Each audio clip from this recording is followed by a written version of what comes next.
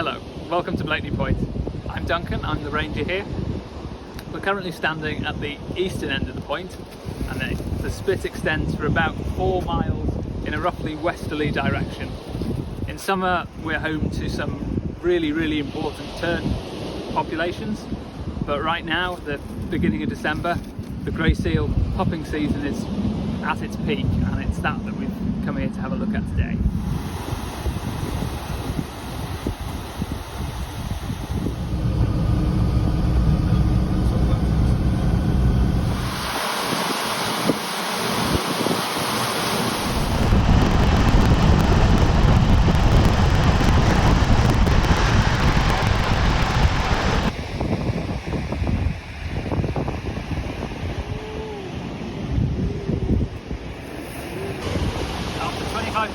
We're here at the edge of the colony, and this is where our public access restrictions start.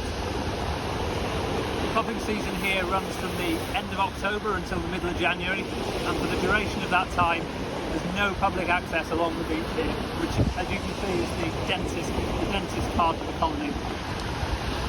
Seals are particularly susceptible to disturbance during pupping season. Moms can get separated from the pups if disturbance is too high, so the access restrictions are a key way of limiting that disturbance, whilst also allowing people to get the best possible view of the seals they can. This is only one of our tools. At the busiest times, weekends and the weeks around Christmas, we also have a volunteer presence out here to engage with the public and share key messages about seals.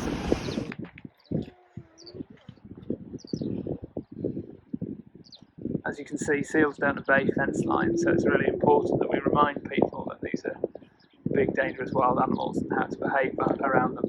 That's one of the key roles that our volunteers do.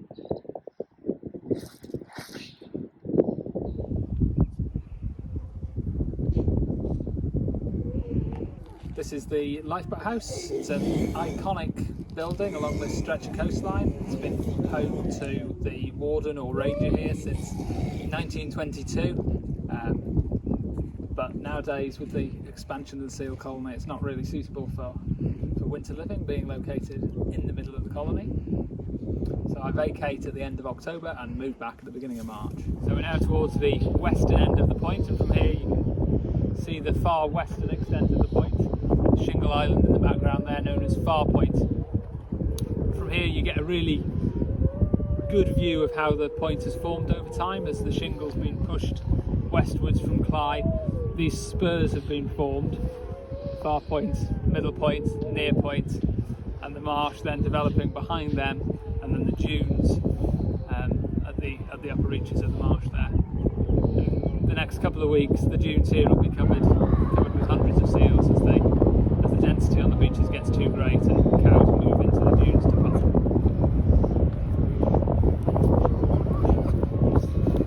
So we've picked our way through to one of the densest areas of the colony now.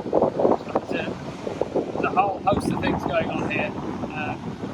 The real riot of life. We've got all stages of pup, right from newborn up to nearly molting. There's bulls vying for territory, control of females on the beach. It's a real concentration of life in a real small space. It's almost like something from the Southern Oceans. But it hasn't always looked like this. The trust acquired Blakeney Point in 1912, and it's only in the last 25 years that grey seals have started breeding here in any real numbers. Through the late 90s, the odd 1 or 2 pups born, and then that really took off at the turn of the millennium until we're here today, and we estimate something in the region of 4,500 pups will be born here this year. There's a few reasons for that success. One of them is that they are undisturbed here. They've also got plenty of room to move inland, heavy weather. We're not on a rocky shore like a lot of grey seal colonies, so they're not as susceptible to those heavy weather weather events. One of the key reasons for the sort of explosion in numbers is still a recovery from the historic persecution that seals underwent. So it's only in the last 50 years that they've stopped being heavily persecuted. The last seal culls were in the 1970s, and the explosion in the population that we're seeing is a hangover from heavily suppressed population rebounding to its natural level. There is some evidence that the populations further north in the North Sea in Scotland are levelling off, whereas we're still, all the evidence shows, growing down here. Because of the geography here and the lack of rocky shoreline and the space that the pups have, mortality is really, really low here. Most years we estimate it around 5%. Compare that to some other colonies where mortality can be as high as 40%. See, it's just a really hospitable place for a seal pup to be. But the geography that means they're doing so well here at the moment is also the very thing that puts them potentially at risk from the ongoing climate crisis. I'm sure you can appreciate the low-lying land here is very, very susceptible to sea level rise. If sea levels rise, ultimately the point is going to disappear, and then these animals are going to have to find somewhere else to pup. We're right at the peak of the pupping season right now, and in the next couple of weeks the seals will move further and further into the dunes. The first pup here is born round about the last week of October, usually towards the western end of the point, and then the seals build up, heading further and further east, then into the dunes where we're sitting now, and then come the end of December, middle of January, all the pups gone off the point out to sea. It's a microcosm of the UK as a whole, really. The grey seal pupping season in the UK begins in August down in the Scillies and works its way in a clockwise fashion up the west coast and then down the east coast, finishing pretty much with us. So places like Scoba are done with their seal seasons before ours even starts. The cows come onto land and they give birth to a single pup. That pup is then dependent on the cow seal for the first 3 weeks of its life. Spend those first 3 weeks feeding on the rich fatty milk of the cow seal, putting on up to 2 kilos a day. Really, really quick growth period.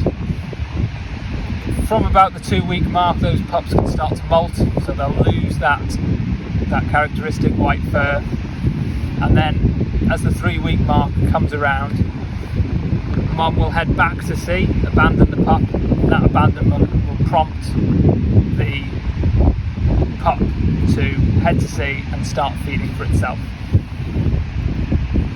In the meantime, whilst the cows are all on land, the bulls are holding territories, and they will stake their claim to a number of females in the area for the mating rights.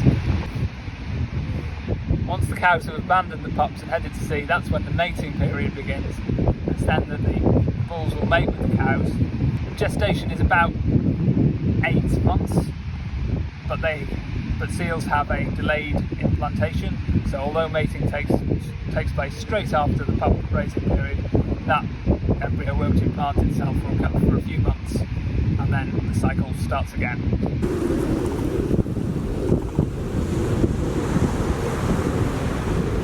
So we're now at a little busy patch in our seal monitoring zone.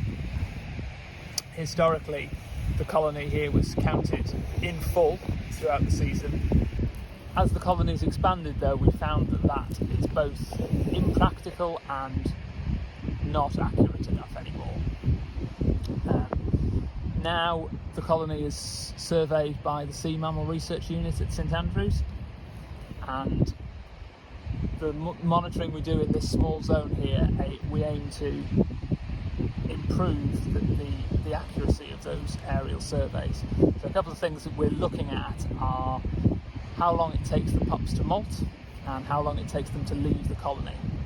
So we come up here every few days, photograph all the mums and pups, and to try and track them through their entire life history of the colony here. The other thing we do is we just do a raw count of the zone every few days to get a sort of rough assessment of how the colony is doing, the health of the colony. This zone is on the edge of the colony, so it's the natural zone for expansion, and with those raw figures we aim to have some sort of relation between this small zone and the rest of the colony. Thanks for watching. Hopefully that's given you some idea of what seal season on Blakeney Point is like. Time for a cup of tea.